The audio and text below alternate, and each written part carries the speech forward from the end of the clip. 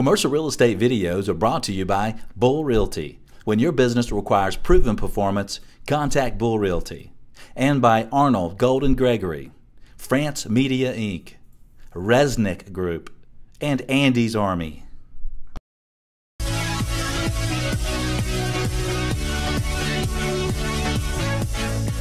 Welcome back. I'm Michael Bull, and this is America's Commercial Real Estate Show.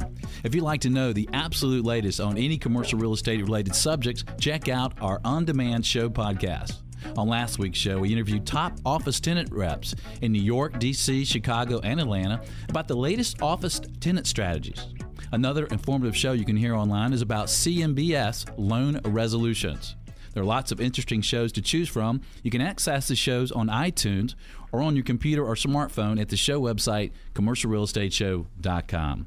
Well, today our topic is top college real estate programs. Please welcome my next guest, Professor Steve Malpezzi, professor in the Rescap Center and former department chair at the University of Wisconsin. Steve, welcome to the Commercial Real Estate Show.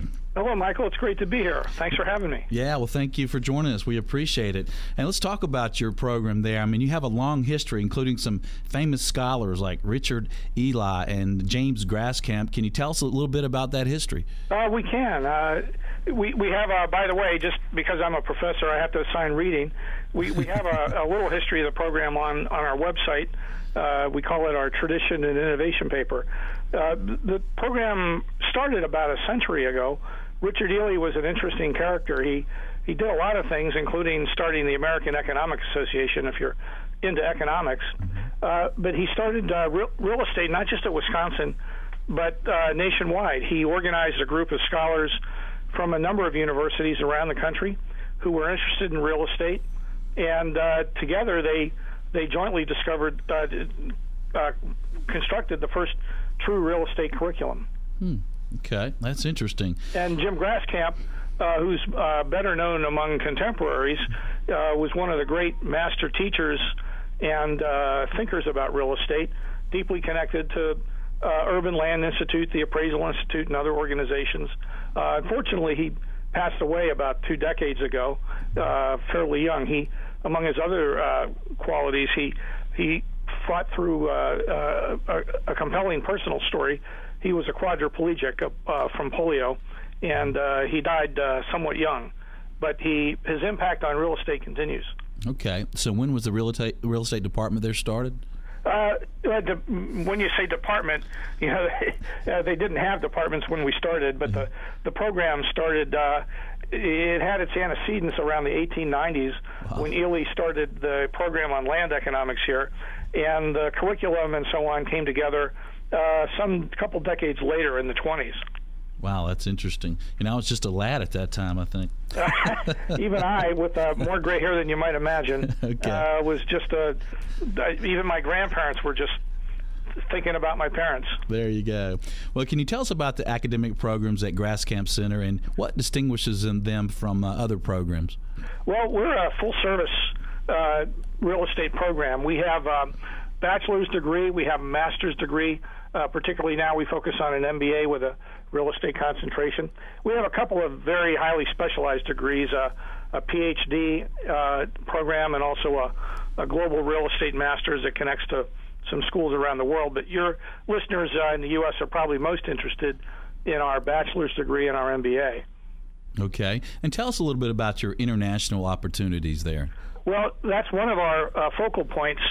Our program, though we're in the Midwest and some folks think of us as cheeseheads, we're actually the number 2 manufacturing state in the country, and we're very globally connected. And our students have opportunities to study international real estate in the classroom, but more to the point, we have trips to regular trips to major real estate conferences in Germany, France, Asia, and a number of other global programs.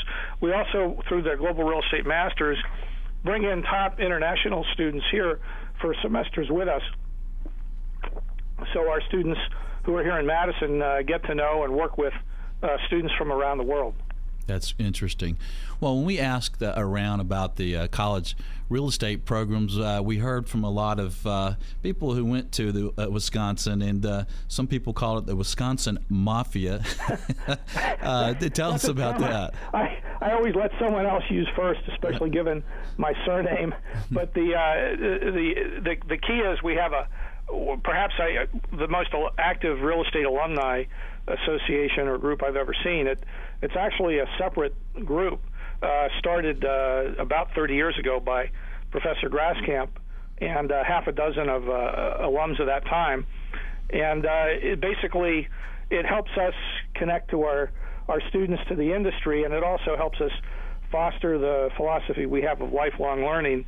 The idea is your time here, if it's 2 years as a master's student or 4 years as an undergrad, is the start of your real estate education, not the end of it. And the Alumni Association is a big part of how you continue that lifelong learning. Well, that's a good point. I think the days are gone where we educated ourselves and then we worked and then we retired. I think we're doing all three of those all at the same time, aren't we? Well, I think it's always been the case that you always had to reinvent yourself and stay current, but I think we all know that the ante's been upped, and we have to move fast just to stay even. And anyone who knows the real estate and has been in it for even a decade will be able to point to lots of amazing changes, both in the analytics, the global connections that even domestically oriented businesses have to have, and so many other things. Yeah, well, education is key in our business, and it seems like one of the few businesses where people think they can get in without a proper education, and it's very tough on them. Well, what can employers expect when they hire a Wisconsin grad, Steve?